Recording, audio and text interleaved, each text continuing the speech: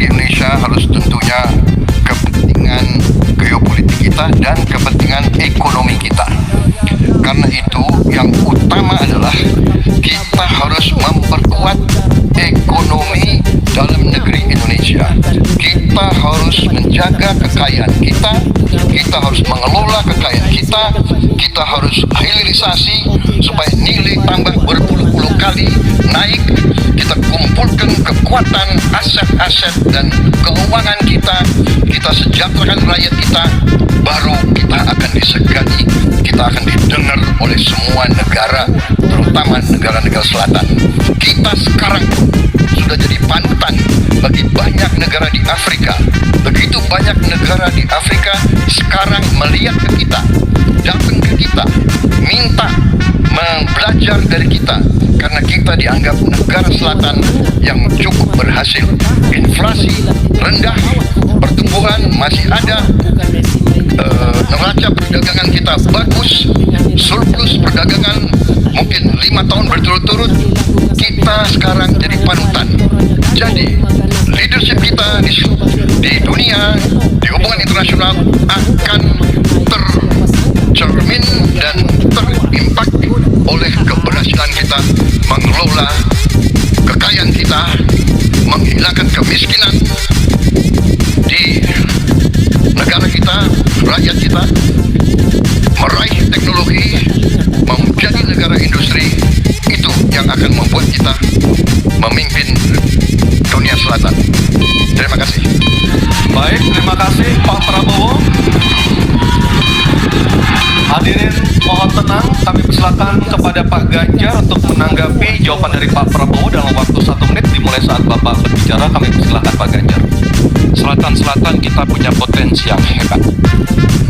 Kita punya sumber daya alam yang sangat bagus.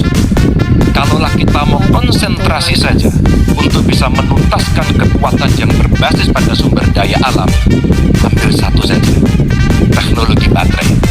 Maka kalaulah kemudian kita akan bekerja sama dengan selatan-selatan, nikel kita miliki, tapi boksit ya kita bisa share dengan beberapa negara yang lain.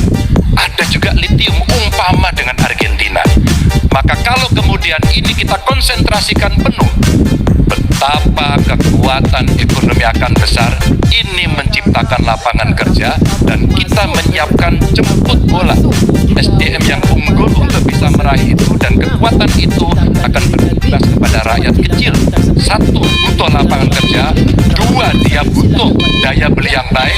Dan yang ketiga, mereka butuh pekerjaan karena ada lapangan kerja yang disediakan oleh pemerintah. Baik, waktunya habis. Baik. Harap tenang. Harap tenang. Selanjutnya giliran calon presiden nomor 1 Bapak Anies Baswedan untuk menanggapi. Waktu Bapak 1 menit dimulai ketika berbicara. Penjelasan tadi tidak menggambarkan tentang perang di Indonesia di selatan-selatan. Itu hanya menggambarkan apa yang disampaikan Pak Prabowo tentang bagaimana kita membangun Indonesia. Dan ketika kita membangun dengan baik, tidak otomatis lalu jadi contoh.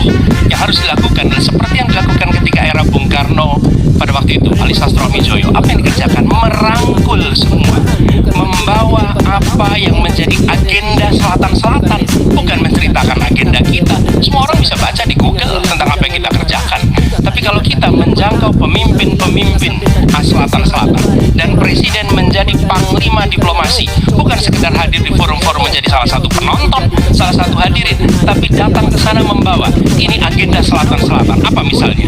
Kita berhadapan dengan climate crisis, yang biaya untuk menghadapi climate crisis itu tinggi sekali. Dan ketika kita bicara dengan selatan-selatan, yuk kita bicara dengan utara, bagaimana membiayai climate crisis sebagai satu kesatuan. Indonesia jadi pemimpin selatan-selatan. Baik. Baik, tenang. Hadirin kita harap tenang.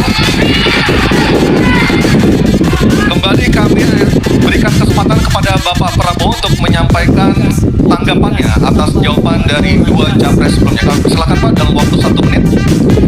Saya kok banyak setuju dengan Pak Ganjar. Ya, kalau benar masuk akal, saya setuju. Kalau ngomong, ya kumaha. Ya, jadi leadership, apakah negara, apakah perorangan, tapi terutama juga negara harus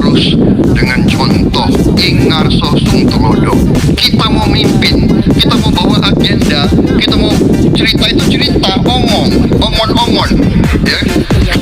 Tak bisa. Kenapa negara-negara selatan sekarang melihat ke Indonesia?